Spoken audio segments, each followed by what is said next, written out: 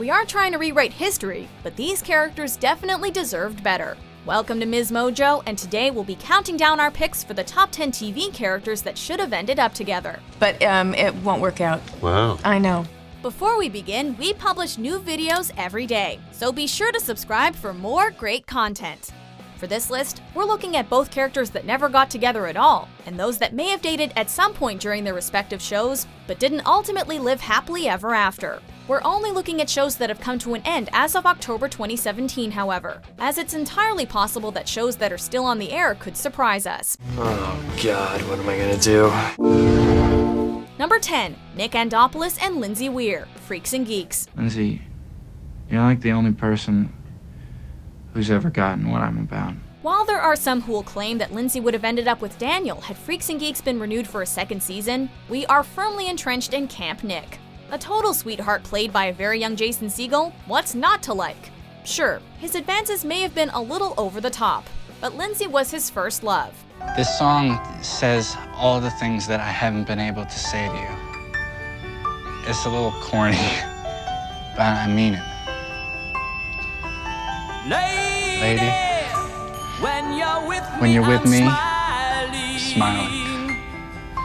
And honestly, who didn't make a fool of themselves in high school? It's a shame this couple wasn't given more time to move forward on their relationship, but alas, it wasn't meant to be. Or the show got canceled. Either way, it's a total bummer Lindsay and Nick couldn't make it work. You want to make out or something? No. All guys want to make out. But I just want to hold you. Number 9, Special Agent Dale Cooper and Audrey Horne, Twin Peaks. And I'll have the grapefruit juice. Just as long as those grapefruits are freshly squeezed. David Lynch's seminal TV series about a murder in small-town America didn't fare well during its initial release, but has since developed a cult following. I know sometimes I get so flushed. It's interesting. Do your palms ever itch? So much so, the show was revived in 2017. One of the pillars of the original series was the relationship between FBI agent Dale Cooper and 18-year-old Audrey. So this is it? You save my life, then break my heart? While the two were never officially a couple, you'd be hard-pressed to argue against their obvious chemistry. Ironically, the two were supposed to end up together, but Kyle MacLachlan vetoed the idea, claiming Cooper would never date a teenager. Too bad. These two would have made one hell of a duo. Yeah, I know. I'm a teenager. And you were involved in a case I was working on. Number 8, Michael Kelso and Jackie Burkhart, That 70s Show. So, Michael. So, Jackie. We super wish these two had found a way to make it work. Jackie and Kelso were perfect for each other. They were both self-obsessed space cadets who planned on coasting through life on their looks. Why couldn't they have just done it together? I heard what happened with Pam. And I want you to know that according to Cosmopolitan magazine, you're not a freak. Really? Heck, even their real-life counterparts got hitched. Unfortunately, Jackie and Kelso couldn't make it work, which is a real shame because they were two of the show's most lovable and entertaining characters. I'm back. What? Nothing. Good hog! Instead, we got a storyline where Jackie and Fez become a couple. Not much of a consolation prize. Actually, Fez, I don't find it that funny. I kind of feel sad for him. Number 7, Jeff Winger and Britta Perry, Community. You should kiss me right now. How these two didn't end up together, we'll never know. From the very first episode of Community, it was made abundantly clear that Jeff had the hots for Britta. That is, until he started to see Annie in a new light. The show's first season ended in a three-way will-they-won't-they scenario between the characters, with Jeff ultimately choosing Annie. However, in a show as layered as this one, that relationship didn't exactly go off without a hitch. It's a shame Jeff and Britta never made it work, as they really are cut from the same cloth. So much subtext, so much intrigue, so much of what the kids are calling BCI. That's booty call implication. Number 6, Freddie Benson and Carly Shay, iCarly. Hi. Hey, how goes it? iCarly is about 3 teenage friends whose web show becomes an overnight sensation. Starring Miranda Cosgrove and Nathan Kress as Carly and Freddie, the show touched upon their feelings for one another numerous times throughout its multiple season run. I'm just gonna bump up the speed with this 8-core, 3 gigahertz server. Ooh, I love it when you talk all techie. In fact, the characters did briefly date after Freddie saved Carly from getting hit by a taco truck. Carly later tells Freddie she loves him, but nothing comes of it, as Freddie is worried that she's only into him because he saved her. You love that I risked my life to save yours, but I don't think you're in love with me. You just think you are. While the show teases a relationship between the characters in the final episode, even going so far as to show them kissing, it remains unclear whether or not they ended up together.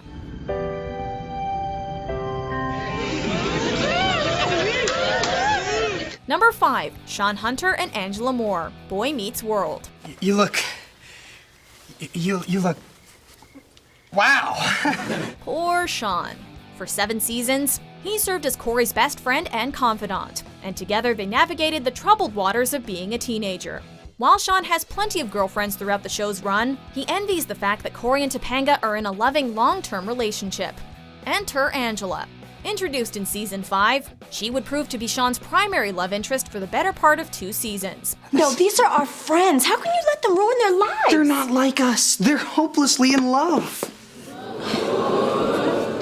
And so are we. So are we. The two had much in common, including the unfortunate fact that both came from broken homes. I forgot how well we fit together. I'm asking you to shut up.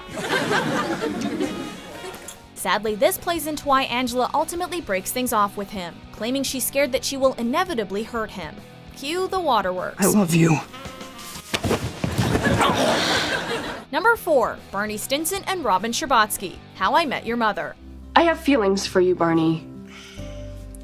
Maybe I even love you. From the very first episode, How I Met Your Mother made it clear that Robin and Ted would not end up together. And honestly, we couldn't have been happier. The two simply weren't right for each other. But you know who were, Robin and Barney. I love you. Let's be friends. Okay, friends then. I love you. Let's get married. No, you're smothering me. Okay, forget it. While they may have started off heading in different directions, their love for one another made everything else in their lives pale in comparison. Sure, they were a little offbeat, but all the best couples are.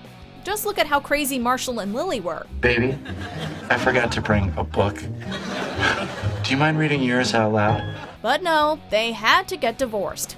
Seeing as how the final season is one giant lead up to their wedding, this one was a major letdown. Guys, it's okay. This isn't a failed marriage. It's a very successful marriage that happened to only last 3 years. Number 3, Klaus Mikaelson and Caroline Forbes, The Vampire Diaries.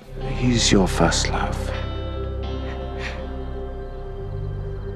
I intend to be your last. Finding a single vampire these days can be tough. But you don't have to tell these two characters that. Okay, so we get that Klaus is a ruthless killer, but that doesn't mean he deserves to be alone. And how am I doing? You're perfect. Which is so beyond annoying, I can't even look at you.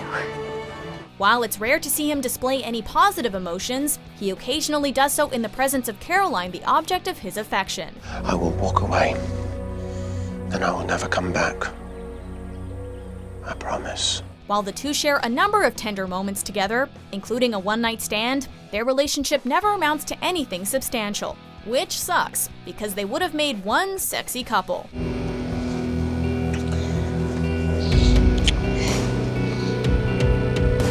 Number 2, Nate Archibald and Serena Vanderwoodsen, Gossip Girl. Stop!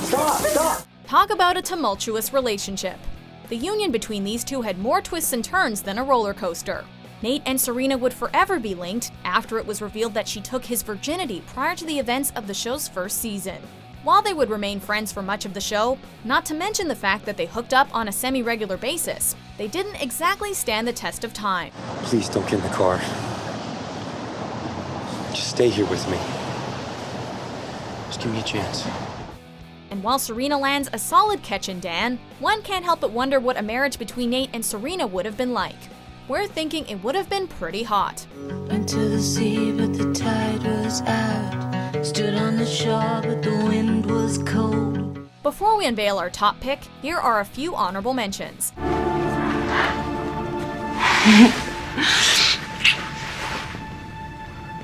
Good to see you too, Captain. Are you kidding?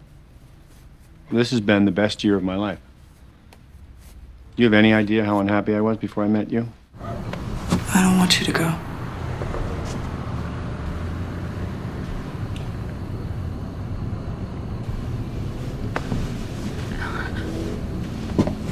Number 1. Joey Tribbiani and Phoebe Buffay. Friends. Hey!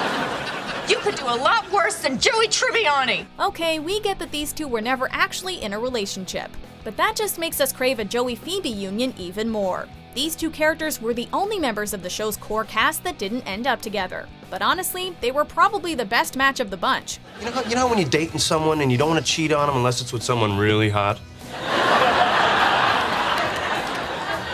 Yeah, totally. Their chemistry throughout the show's 10 seasons was off the charts, and we even got to see what a kiss between them would look like when Joey surprises Phoebe in the season 7 episode, the one where they all turned 30.